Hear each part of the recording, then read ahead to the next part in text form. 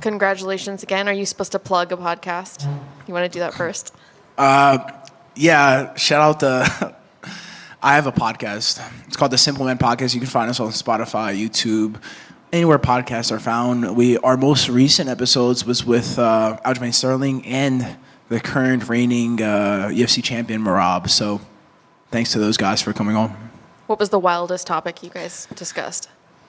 Weight cutting. We asked Marab, like, hey, like, in the dark, deep depths of your weight cut, like, how's it go? He was like, well, a lot of times I feel terrible, but sometimes when I need energy, I eat cake. That was very unexpected for the champ to say. So, yeah. So did you eat cake this week? I didn't. Well, I don't cut weight, so cake is just it's normal. It's already worked into your... Did you write like a message to yourself on top of it? Or get like your picture put on it? No, I typically save the funfetti cupcakes for my birthday with chocolate icing. But besides that, I'll stick to like, maybe I'll eat a date with peanut butter and try to convince myself that's cake. So what did you think of your opponent in there? Oh, I thought my opponent is very tough. A truly, one of the top wrestlers. He's got, I think he's an NAIA or Division II national champ. So quite a prestigious title he holds, and it's just a little bit different. Like, I also started off wrestling. I wrestled through high school, a little bit in middle school. I did 1 year of Division III college, but I continued to study the sport of wrestling as well as the sport of jiu-jitsu. So, when it comes to blending both together in grappling, this is my thing. Were you getting frustrated with the referee? No, not frustrated, because I know they're just trying to do their job to the best of their ability. But it was my understanding that when you go out of bounds in a certain position, you're supposed to restart in that same position. So when I got to the body lock and it was like defending an Uchimata, and I was out of bounds with my hands locked around the waist. I was under the assumption that we're going to restart in that same position. But that didn't happen. It is what it is. You got to roll with the punches and just have confidence that you're going to get back to a more dominant position and get your required outcome. I know last week I asked you if it felt like this was a CJI versus ADCC match. Did it feel like that? Now that you've done it, did it feel like that? Or no, to me, competition just feels like just feels fun. Like, I don't really think of it as anything like I understand that people are out on the mat looking to compete against me, and I really just compete against myself. I look to be the best version of myself, and the true me is out there on the competition mats. And then when I'm not competing, I'm just hanging out with the family, just enjoying life. But I truly do enjoy competition. That's why I take advantage of it anytime it comes my way. Like a lot of guys in my position, I just won $1 million a couple months ago in August, and like I'm back out here competing against somebody that's really tough. Maybe he's considered a purple belt, but he just submitted one of the world's top black belts. He submitted Nicholas Marigali in competition, threw him to the mat twice, passed his guard, and choked him and forced him to submission. So, Pixley's no pushover. He's a very talented young man, and I'm grateful to have the ability to compete against him. So tonight they have the floor on the mat. Usually it's up on a platform. I know you just competed in a pit. Which do you prefer? Well, I prefer it on the floor because it takes a little bit of risk off of the going out of bounds. Like, it's better to fall on like a chair as opposed to drop 6 foot to the floor. But the pit the main advantage of the pit is it's really difficult to run away from your opponent, to disengage, and then there's no ref interference. So like the situation we had where I was like, I had double unders and we go out of balance and we kind of get a funky reset. There's no resets, and when you slide into the pit, there is you keep going until the competition commences. Dana White was there watching you compete. I don't know if you're aware of that. I asked him on Tuesday if he would like to see you do MMA. Would you ever do MMA? I'm a millionaire with no CTE. I think I'm good. Those guys are a different breed that fight. I understand my capabilities in jiu-jitsu, and I understand what it would take to become the UFC champion. For me, it would probably take 5 years committing to striking, and then it takes away from some of the jiu-jitsu. I don't know if I would love fighting, but I know I absolutely love jiu-jitsu. So that's what I do. I wake up every day with a goal in mind when it comes to training and when it comes to my other business endeavors. And I look forward to every single day. So there's no need for me to take a different path. I'm making great money, and that money continues to multiply as I make better decisions in life. And today there was some drama between Gordon and Craig. I'm not sure if you saw any of that. I don't know if you look at the news before you compete. Were you aware of it? Do you have any take on it? No, I'm completely unaware. Yeah, leading up to competition, I don't really go on my phone much. So yeah, no, I have no idea. So Gordon, do you want me to tell you? Yeah, go ahead. So Gordon basically said Craig is, deserting, broke up the team. He's scared of whatever it was that was happening there. Craig said Gordon's racist, that there was abuse. Just wondering what your take is. Which side are you on? I know which side you're on. Well, I'm definitely on Mr. Jones' side. That's my teammate, my business partner. But as far as I think it's just fun banter. Both guys are chatty with each other. It's good for the sport. I think if there's no drama, it gets kind of boring. And then if there's too much drama, maybe it's just interesting. So I don't know. Maybe those guys need to meet on the mats yet again and have fun with it. Thank you. Is it going to take a Saudi Arabia trillionaire to get you and Gordon to grapple? I mean, I offered him $1 million. I don't know what else. That's my offer was fairly simple. I won CGI. I was like, hey, let's do a bet match. My 1 million versus your 1 million, winner take all. And I was like, we can do it on, we'll stream it free on YouTube if you want. And he came back a couple weeks later with a rebuttal that was like, all right, I'll do the match only if Craig Jones competes with me on the same day, and only if my stomach doesn't hurt, and only if it's a no time limit match, and only if it's under these rule sets.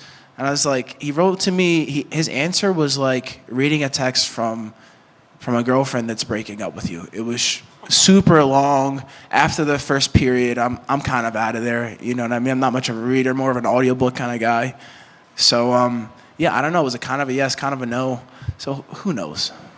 Do you think that match is going to happen, or is it just going to be kind of back and forth? Every time you grapple, he's going to say something. Every time you grapple, you might say something. Is it just going to, what do you think is going to happen? He doesn't want to lose.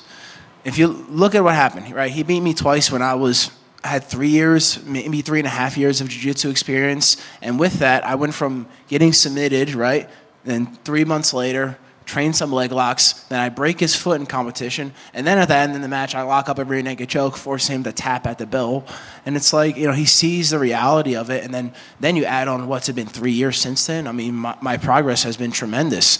You look at my most recent competitions, I went from beating guys in close matches to dominating to now submitting the past 5 opponents. So, yeah, it's not looking good for him or anybody really. It's not even about the name Gordy. He's good. He's great grappler. But I want all the best guys. Bring him my way.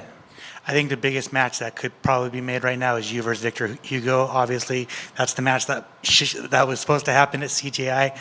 Do you think that's big enough, or is that the biggest fight that can headline this UFC Fight Pass Invitational? Yeah, I mean, I would take Hugo. I would take Karen Duarte. I would take Pena, Felipe Pena as well. So any of those guys, let's do it. And finally, for me, you were in attendance for Cody Steele's win on Tuesday. Just what were your thoughts on that? Yeah, shout out Cody Steele, man. Truly dominant performance. He fights like a dog, like fucking somebody with rabies or something, man. It's a scary sight.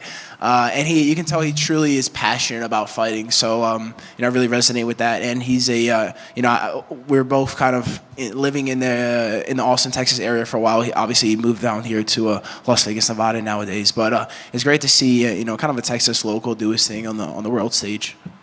Congrats. Yep, thank you. Nicky, like it was mentioned earlier, Dana White was in attendance. He seemed to really be enjoying the action tonight, especially your win today. So what do you make of a guy like him with all the endeavors he has going on, really getting invested more into grappling? Yeah, I mean, it's definitely awesome for us. I appreciate anybody that tries to grow our sport, especially with the UFC and Dana White, with the kind of audience that they have. They can really make us more professional, there's more money to be made in the sports, more eyes to be on the sport. And I think with the right matchmaking, the right rule set, which UFC has, continue to be more and more entertaining every time. And how do you feel being really on the forefront of this exponential growth? I mean, stuff like your CGI win got a lot of eyeballs from all over the world, and I feel like if you ask a casual person, Nick, you're one of the first names they would bring up. So how does it feel to be on the forefront of this growth? Yeah, it feels great. I think something like almost 3 million people tuned into CGI over the 2 days, which is unheard of when it comes to jiu-jitsu. So, what Craig Jones has done for the sport, and Craig Jones and Seth Bilal, the two partners that made CGI happen, truly impressive. And, my team as well, B Team Jiu-Jitsu, like on YouTube, we do our own thing of growing where, I think we have something 380, almost 400,000 subscribers on YouTube, which is a great accomplishment for us. And it's definitely UFC helps guide us that way as well. Every time we get to compete, we get exposure from you guys, and it's always mutually beneficial. So I'm definitely appreciate the help from those guys for sure. And given the leaps and bounds the sport has grown in this year alone, what do you think are some things that should happen in jiu-jitsu in 2025 to continue that growth? I think we need walls. I think the CJI pit is like, that's where it's at. It takes out the ref needing to be there. The ref can be like, all right, push to action, but there's no more out of bounds. There's no running away. Sliding down the pit is symbolic of closing the cage door when it comes to jiu-jitsu. So I think implementing some kind of walls would be very beneficial to the audience. Would you pitch that idea for these Fight Pass Invitationals? I would absolutely pitch that idea. Congratulations. Thank you. How's dad life? Yeah, dad life is great. I think I'm getting stronger bi-weekly. That's just how it goes. I think, I have a duty now to protect child and woman, and that's kind of how it goes. And I think every time I have a kid, I'll get stronger and stronger. So we'll see by number 12.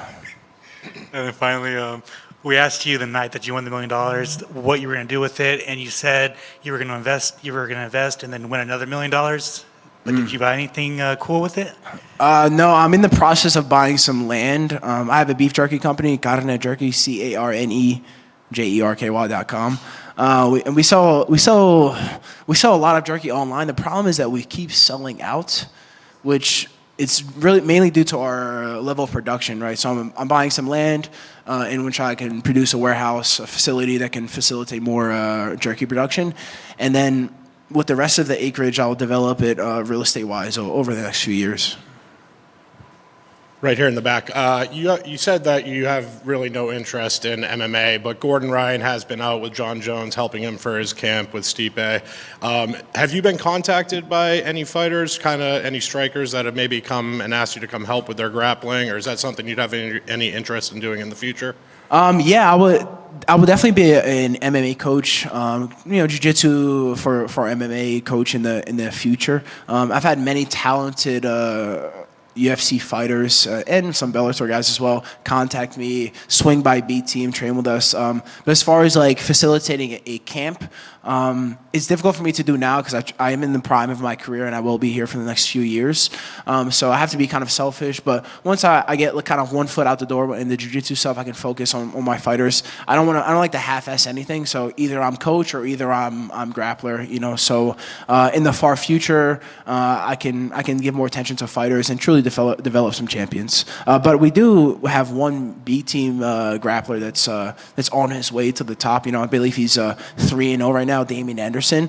I'm sure we'll see him in the Contender Series and over the next few fights. And in my opinion, that kind of athlete, his dedication, his intelligence. What